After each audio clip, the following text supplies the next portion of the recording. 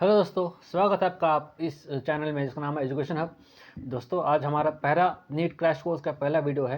इसमें हम rotation motion, जैसे कि आपने पहले देखा होगा, हमने एक स्ट्रैटेजी बनाई थी जिसमें हमने देखा था कि हम रोटेशन मोशन से स्टार्ट करने वाले हैं और उस रोटेशन मोशन का पहला वीडियो मोमेंट ऑफ इनर्शिया से हम स्टार्ट करने वाले हैं। दोस्तों, इससे पहले कि हम आगे बढ़ें, आपसे एक रिक्वेस्ट है, अगर आपने इस चैनल को सब्सक्राइब नहीं किया है तो प्लीज़ सब्सक्राइब कर लीजिए और बेल आइकन दबा दीजिए ताकि इस चैनल की नोटिफिकेशंस आपको टाइम टाइम पर मिलते रहें। चलिए आगे बढ़ते हैं। पहले समझते हैं what is moment of inertia, एक शॉर्ट इंट्रोडक्शन और फिर आगे बढ़ते हैं। मोमेंट ऑफ इनर्शिया इज, जैसे कि दिख रहा है आपको वर्ड्स में, inertia. What is inertia? Inertia मतलब वो होता है, हमने जूनियर क्लास में हमने पहले भी पढ़ा हुआ है उसके बारे में। इनर्शिया मीन्स कोई बॉडी जिस स्टेट में है वो उस स्टेट में ही रहना पसंद करती है। If it is in rest, वो रेस्ट में ही रहना पसंद करती है। If it is in motion, वो मोशन में ही रहना पसंद करती है, unless any external force is acting on it.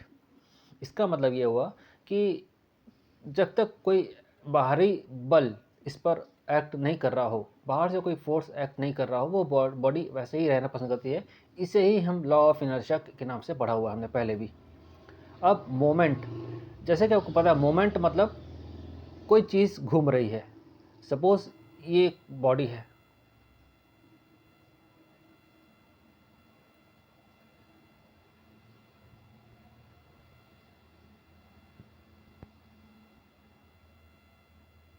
एक बॉडी में फोर्स ऐसे एक्ट कर रहा है इस डायरेक्शन में, और इस पर ये है, और इसका परपेंडिकुलर डिस्टेंस पे कुछ ऑब्जेक्ट रखा हुआ है। तो ये जो मोमेंट है, इस परपेंडिकुलर डिस्टेंस के कारण इसको ऐसे गोल घुमाएगा, है ना। तो इसे हम कहते हैं मोमेंट। मतलब एक तरह से सर्कुलर मोशन जैसा कुछ दिख रहा है आपको, या गोल घूमना ऐसे कुछ दिख रहा है।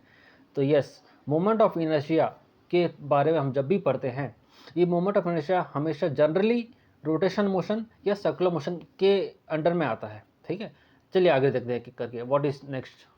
फर्स्ट, सबसे पहले हम कंटेंट्स देखते हैं। कैमरा साइड हो जाओ, गुड। अब हम, ये है हमारा कंटेंट्स। इस कंटेंट में हमारा पहला टॉपिक हम जो पढ़ने वाले हैं, rotation motion. Next is centre of mass. Next is moment of inertia. And next is axis theorems, parallel axis and perpendicular axis theorem. And इसके बाद moment of inertia, addition and subtraction. एक एक करके देखते हैं क्या होता है। सबसे पहले रोटेशन मोशन हमें समझना होगा। What is rotation motion, for difference.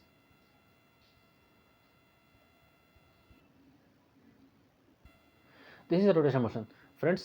Definition what is देखते हैं। Motion of an object around a circular path, about a circular path in a fixed orbit. मतलब किसी सर्कुलर पाथ पर कोई ऑब्जेक्ट घूम रहा है, एक फिक्स्ड ऑर्बिट में घूम रहा है, उसे हम रोटेशन मोशन कहते हैं। अगर ये रोटेशन मोशन है तो ये सर्कुलर मोशन से डिफरेंट कैसे, ये देखिए, इसका डिफरेंस दिख रहा है। In a circular motion, in a circular motion we generally consider point mass और ए सिंगल पार्टिकल। इसका मतलब ये है फ्रेंड्स कि सर्कुलर मोशन में हम जनरली एक पॉइंट मास की बात करते हैं। एक सिंगल ऑब्जेक्ट है, बहुत सारे ऑब्जेक्ट्स नहीं हैं, एक सिंगल ऑब्जेक्ट की हम बात कर रहे हैं, पॉइंट मास की बात कर रहे हैं सर्कुलर मोशन में। जैसे कि आपको दिख रहा है इस डायग्राम में, एक सेंटर एक दिख रहा है, इस सेंटर के अबाउट एक ऑब्जेक्ट गोल गोल गोल घूम रहा है, रोटेट हो रहा है, जिसे हम कहते हैं circular motion. And what is rotation? Rotation का मतलब ये होता है फ्रेंड्स कि इसमें बहुत सारे पार्टिकल्स होते हैं, number of particles, N number of particles एक साथ घूम रहे हैं, जिनका रेडियस सर्कल सेंटर पे डिफरेंट है, सर्कमफ्रेंस यानी ऊपर अलग है और नीचे अलग है। इनका डिफरेंस ऑफ रेडियस में ही हमें पता चलता है कि रोटेशन कैसे, सर्कल कैसा है। फ्रेंड्स, ये कॉन्सेप्चुअल क्वेश्चन है, ये आप गारंटी, ये हमेशा ये नहीं कि नीट में न्यूमेरिकल, नीट या जेई मेन या जेई एडवांस में सिर्फ न्यूमेरिकल से आएगा, कई बार कॉन्सेप्चुअल क्वेश्चन भी आते हैं और ये कॉन्सेप्चुअल क्वेश्चन समझना भी ज़रूरी है। तो ये इसमें हमने देखा कि ये रोटेशन मोशन है और सर्कुलर मोशन के बेसिक डिफरेंस। और एक अगला डिफरेंस हम देखते हैं। In circular motion there is one axis of rotation about which single particle rotates, whereas in rotation motion various particles में have many axis of rotation। मतलब इन सर्कुलर मोशन में एक एक्सिस ऑफ रोटेशन होता है, जैसे कि हमने पहले देखा, और इन रोटेशन मोशन बहुत सारे एक्सिस होते हैं। तो नेक्स्ट देखते हैं, in general circular motion is a subset of rotation motion. मतलब सबसेट मतलब सर्कुलर मोशन जो है रोटेशन मोशन के अंडर में आता है। जाहिर सी बात है, क्योंकि रोटेशन मोशन मीन्स बहुत सारे पार्टिकल्स होते हैं, बहुत सारे पॉइंट ऑब्जेक्ट्स होते हैं, बहुत सारे पॉइंट मास मिलाकर एक नंबर ऑफ पार्टिकल्स बनते हैं। तो सर्कुलर मोशन जो है रोटेशन मोशन के अंडर में आता है, इन सबसेट में आता है। एक और डिफरेंस देखते हैं। In circular motion velocity of each particle is same, whereas in rotation motion velocity of each particles varies from maximum at circumference to zero at center। मतलब एक सर्कुलर मोशन है friends, this is circular motion and और ये हो गया rotation motion. दोनों में क्या डिफरेंस है? डिफरेंस ये है फ्रेंड्स, रोटेशन मोशन में नंबर ऑफ पार्टिकल्स जो होते हैं जगह जगह पर 1 2 3 4 ये 5 सर्कमफ्रेंस तक। तो इस पॉइंट की वेलोसिटी मान लेते हैं, इसका नाम दे दिया हमने ओ। तो ओ पर जो वेलोसिटी रहेगी वो वेलोसिटी इस पार्टिकल की वेलोसिटी से काफ़ी डिफरेंट रहेगी और वेरी करती है। Velocity of at O is different from velocity at this point, मान लेते हैं ए, इसको मान लेते हैं बी। तो वेलोसिटी जो है ए बी और लास्ट हम सर्कमफ्रेंस पे मान लेते हैं पी। तो velocity of P is different from velocity at O. और डिफरेंट कैसा रहेगा? देखो मैक्सिमम एट सर्कमफ्रेंस, मतलब सर्कमफ्रेंस पर वेलोसिटी ज़्यादा होती है, velocity of P is greater than velocity of O. तो ये एक बेसिक कॉन्सेप्चुअल क्वेश्चन था फ्रेंड्स। चलिए आगे बढ़ते हैं।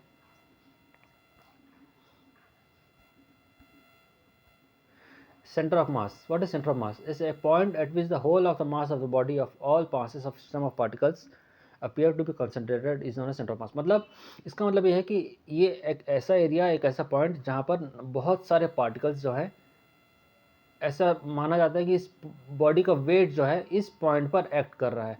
मतलब आपने उस बॉडी को उस पॉइंट के पर अगर होल्ड कर लिया तो पूरी बॉडी आपको कंट्रोल में आ जाएगी, मैनेज हो जाएगी। और हम जनरली सेंटर पर बात करते हैं, सेंटर ऑफ मास की बात करते हैं, और इसका वेट हम कहते हैं W is equal to mg। ये मतलब ये m जो मास है इस सेंटर पर एक्ट कर रहा है, इसके अकॉर्डिंग डाउनवर्ड्स फ्लो हो रहा है, डाउनवर्ड नीचे आ रहा है, और देन हम वहाँ से वेट कैलकुलेट करते हैं। और किसी पार्टिकल का सेंटर ऑफ मास जो होता है, जितने नंबर ऑफ पार्टिकल्स होंगे उतने कोऑर्डिनेट्स होंगे उसके। जनरली 3 कोऑर्डिनेट्स तक होते हैं, पर हम यहाँ पर दो लेते हैं, x and y coordinates. So for a 2 particle system m1 and m2, position coordinates XCOM and YCOM। मतलब XCOM जो है x1 + x2 + x3 dot dot up to xn divided by m1 + m2 up to mn। यहाँ mn लिखा है पर actually 2 particles हैं, m1 + m2 है। अगर n तक होंगे तो mn लेंगे हम। YCOM is equal to y1 + y2 up to n number of particles upon n masses of n number of particles. तो ये है हमारे position coordinates of different mass system. आगे बढ़ते हैं, moment of inertia, very very important. इस chapter का gist, इस चैप्टर का most important part is moment of inertia. क्या होता है? एक जनरल डेफिनेशन देखते हैं। It is the sum of the product of the mass of every particle with its square of A distance from the axis of rotation. इसका मतलब ये हुआ फ्रेंड्स कि सपोज कोई बॉडी है, इसके मास, इस बॉडी है सर्कुलर बॉडी, इसका मास m है और इसका रेडियस r है। Then I is equal to हम डिनोट करते हैं mr²। तो ये हो गया आपका I is equal to mr²।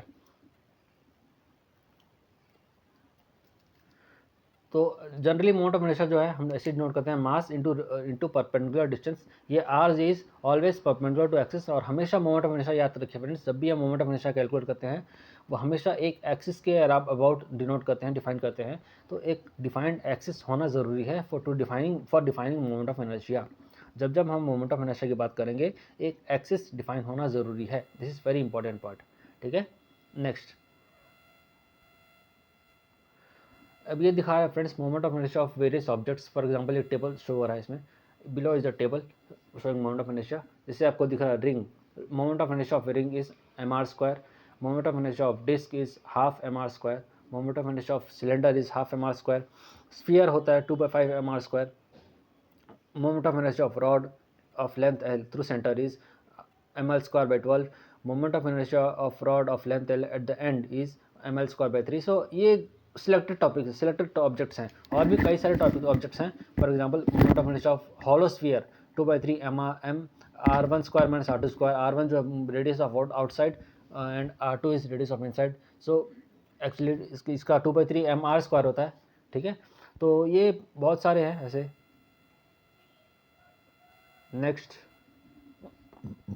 Axis theorem सिनेमाई, मतलब मोमेंट ऑफ इनर्शिया के एक्सिस थ्योरम में एक होता है पैरेलल एक्सिस थ्योरम और एक होता है परपेंडिकुलर एक्सिस थ्योरम। इसका यूज़ क्यों होता है? देखो फ्रेंड्स, हमने मोमेंट ऑफ इनर्शिया जो है इनिशियली, अगर आप ध्यान दिया होगा आपने, आई इज इक्वल टू, अगर डिस्क्रीट मास है, डिस्क्रीट ऑब्जेक्ट है, तो हम निकालते हैं आई इज इक्वल टू mr²। अगर कंटिन्यूस ऑब्जेक्ट है, ऐसा ऑब्जेक्ट जिसका हम आपके पास रेडियस डिफाइन नहीं है और मास बहुत कॉम्प्लिकेटेड है, तो हम क्या करते हैं, आई इज इक्वल टू इंटीग्रल करते हैं, इंटीग्रल dm इंटू r²। तो ये हो गया आपका, आप ऐसे निकालते हो I equal to dm into r²। एक तरीका है मोमेंट ऑफ इनर्शिया फाइंड करने का। दूसरा तरीका, अगर आपके पास एक ऑब्जेक्ट दिया हुआ है, एक एक्सिस से एक ऑब्जेक्ट के सेंट्रल एक्सिस का एक mi दिया हुआ है, आपको दूसरे उस ऑब्जेक्ट के दूसरे एक्सिस पर मोमेंट ऑफ इनर्शिया फाइंड करना है, तो कैसे फाइंड करेंगे? तो उसके लिए आपको यूज़ करना पड़ेगा पैरेलल एक्सिस थ्योरम। कैसे, इसका क्या मतलब है? According to this theorem, if we wish to find moment of inertia about any point O of a given rigid body and we know the mi of given body, then IO is equal to IC plus mr²। क्या मतलब है friends इसका? इसका मतलब यह है कि अगर आपके पास मोमेंट ऑफ इनर्शिया किसी रिजिड बॉडी की दी हुई है एक एक्सिस पर, और आप उसके किसी दूसरे एक्सिस पर मोमेंट ऑफ इनर्शिया फाइंड करना चाहते हैं, और वो एक्सिस गिवन एक्सिस के पैरेलल पास हो रही है, देन आप क्या करेंगे, मान लेते हैं वो एक्सिस O है। In this figure we can see O, this is O। So हमको अगर इस एक्सिस के through moment of inertia find करना है, हमको पता है moment of inertia of rigid body of this sphere through centre is 2/5 mr²। हम क्या करेंगे, 2/5 mr² प्लस इस थ्योरम के अकॉर्डिंग, दिस थ्योरम से जो डिफिनेशन है I is equal to IC plus mr², इस बॉडी की मास m है, डिस्टेंस r दिया हुआ है, तो हम क्या करेंगे, अप्लाई करेंगे this formula IC, that is moment of inertia of the body about this centroid axis, yes centroid C। So 2/5 mr² होता है, तो IO is equal to 2/5 mr² plus mr², that is 7/5 mr², moment of inertia of a body of sphere passing through O this point, ठीक है। तो इस तरह parallel axis theorem लगा के हम किसी भी पर्टिकुलर एक्सिस, किसी भी एक्सिस के अबाउट हम फाइंड कर सकते हैं। नेक्स्ट देखते हैं perpendicular axis theorem. What is this theorem says, according to this theorem moment of inertia about z axis is equal to the sum of mi about the other two axis, मतलब iz is equal to ix plus iy। मतलब friends, हमारे पास दो axis दिए हुए हैं ix and iy, और हमें किसी थर्ड एक्सिस के about moment of inertia find करना है, तो हम क्या करेंगे, इन दो एक्सिस के अबाउट फाइंड करने के बाद इन दोनों को एक्सिस के mi को सम कर देंगे, तो हमें मिल जाएगा moment of inertia of third body, for example third axis, sorry. For example हम देखते हैं आई इज इक्वल टू, अगर हमें पता है सिलेंडर का mi होता है फॉर z एक्सिस mr²/2, ये होता है moment of inertia about z axis. अगर हमें x और y के अबाउट फाइंड करना है, हमें पता है दोनों एक्सिस सेम है, इक्वल है, तो हम ये लिख सकते हैं 2 टाइम्स ix, ओके, या given ix equal to iy।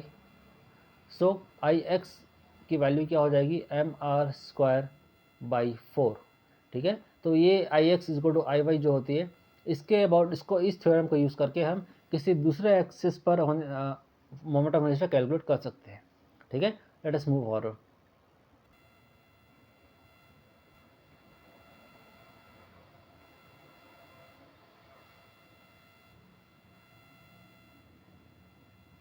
Next, mi can be added और सब्ट्रैक्टेड। फ्रेंड्स, जैसे कि आपको दिख रहा है moment of inertia can be का एडिशन और सब्ट्रैक्शन। सपोज कोई बॉडी, एक बॉडी के ऊपर दूसरी बॉडी रखी हुई है, और उस बॉडी के अबाउट आपको अगर mi फाइंड करना है, तो हम कैसे फाइंड करेंगे, तो इसका हम कैसे फाइंड करेंगे, इसमें हम ये देखेंगे कि सपोज एक एक्स, इस बॉडी की mi फाइंड करेंगे, इस बॉडी के एक्सिस, इस बॉडी के सेंट्रल एक्सिस से पास होने वाली mi कैलकुलेट करेंगे, और उसके बाद यूजिंग पैरेलल एक्सिस थ्योरम इस रेडियस, इस डिस्टेंस को फाइंड करेंगे, जो भी होगा। Suppose 2r, r plus r अगर मान लें, हम 2r मान लें, तो i is equal to, again applying parallel axis theorem, IO मान लेते हैं इसको, या I2 मान लेते हैं, दिस इज I1। सो अगर हमें moment of inertia of I2 find करना है, मीन्स एडेड बॉडी का, तो I2 is equal to I1 plus mr², और I1 हमें पता है 2/5 mr²। अगर ये स्फीयर है तो हमने स्फीयर माना है, तो 2/5 mr² plus m into r plus r, total distance 2r², तो 4r², तो इस तरह हो गया 22/5 mr²। ठीक है, तो ये तो हो गया आपका mi ऑफ एडिशन। अब देखते हैं सब्ट्रैक्शन कैसे फाइंड करते हैं। सब्ट्रैक्शन कैसे फाइंड करते हैं फ्रेंड्स, ये है सब्ट्रैक्शन फाइंड करने का तरीका। एडिशन और सब्ट्रैक्शन ऑफ mi जो है in figure B, we have to subtract mi of sphere. हम सब्ट्रैक्ट करने के लिए क्या करना पड़ेगा फ्रेंड्स, हमें पहले इक्विवेलेंट मास फाइंड करना पड़ेगा, equivalent mass of the given body, equivalent mass of the removed portion of the body. तो उस रिमूव पोर्शन को का मास जो होगा, इस रिमूव पोर्शन का एरिया जो होगा, उसके प्रोपोर्शन के अकॉर्डिंग हमें मोमेंट ऑफ इनर्शिया फाइंड करना होगा। फॉर एग्जांपल आपको दिख रहा है m dash m by a is the moment of mass and area of the given body. m dash जो है mass of removed body, a dash is the area of removed body. So equivalent अगर find करेंगे तो क्या आएगा friends, m dash is equal to m/4, means remove part जो है मास जो है वो एक्चुअल बॉडी का 1/4 है। तो इसको यूज़ करके हमें क्या मिल जाएगा, इक्विवेलेंट मास हमें मिल गया। अब पैरेलल एक्सिस थ्योरम यूज़ करके हम रिमूव्ड पोर्शन का मोमेंट ऑफ इनर्शिया फाइंड कर सकते हैं। कैसे फाइंड होगा, देखिए I2 हमने I2 को माना है रिमूव्ड पोर्शन को, एक्सिस को, I2 is equal to I1 minus IC plus m dash r²। तो अगर हम सारे वाले पुट करेंगे हमें मिलेगा I2 is equal to 57/160 mr²। सो इस तरह हम moment of inertia of addition और सब्ट्रैक्शन भी कैलकुलेट कर सकते हैं फ्रेंड्स। अब ये तो था हमने कहा, पहले कहा 2 पार्ट में हम इसको कंप्लीट करेंगे। ये पहला पार्ट था। पहला पार्ट का उम्मीद है आपको कुछ समझ में आया हो कॉन्सेप्ट। हम रिमेनिंग पोर्शन पार्ट 2 में कन्वर्ट करने वाले हैं। Thank you.